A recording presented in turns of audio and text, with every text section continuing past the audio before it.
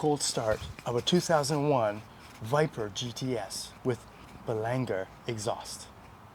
Let's do it.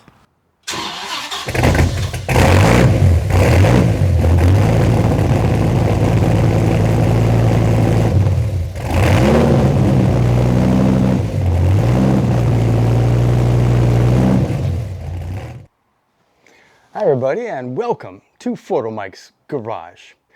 As you can see behind me, I've got my 2001 Viper GTS in the garage, snugly beside my 1973 Camaro Z28. This is truly a dream garage for me.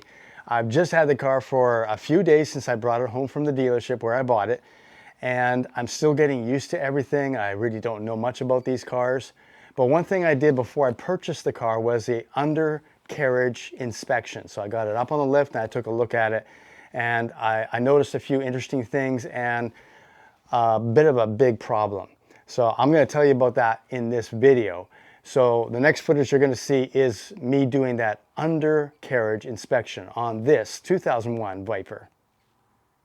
There's gonna have to get a look at underneath of it. Okay, coming. Cool.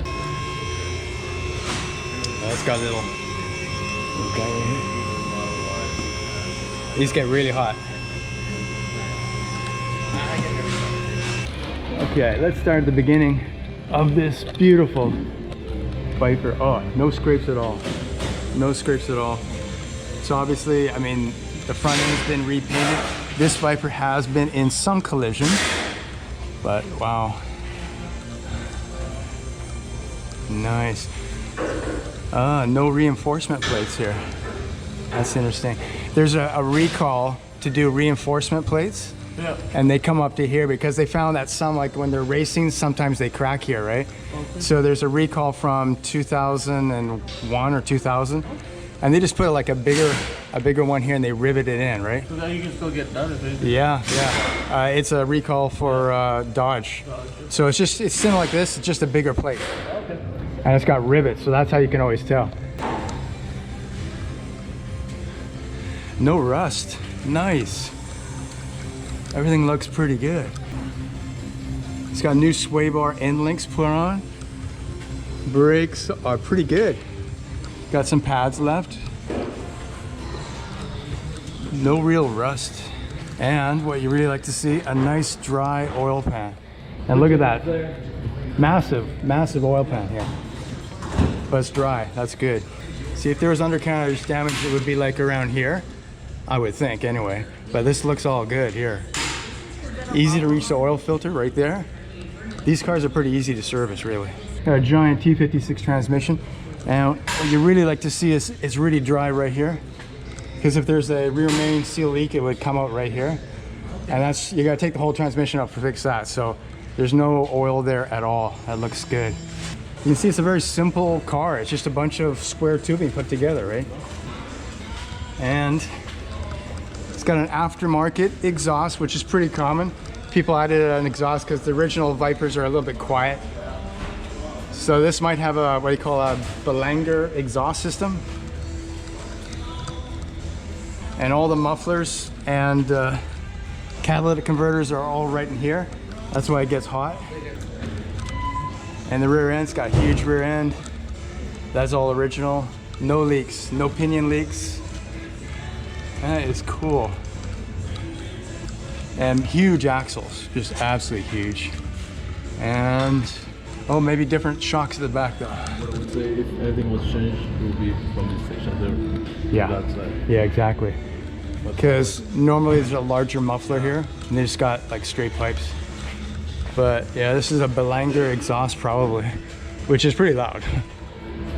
It's got a little balance tube. Yeah. Everything looks good down there. This is where all the brakes, the fuel lines and everything else go through there. Yeah, interesting. All right, this car's looked awesome underneath, and you can see how it's built. It's built just with square tubing.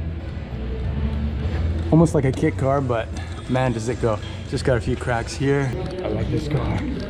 All right, so there you go. So as you can see, the underside was in pretty good shape. There's a lot of things I saw that I didn't quite understand. I understand a little bit better now. A couple of bad things, if you might have noticed, that it didn't have the reinforcing plates. There was a recall done in the year 2000 or before, I can't remember exactly when, just to take off the smaller reinforcing plates at the front of the car and put on larger ones. You can always tell because they use rivets to put these on if the factory has done it. It hasn't been done on this car from what I can tell. So therefore I've got to check with my Dodge dealer and see if they're still doing it under warranty, because it was a safety recall.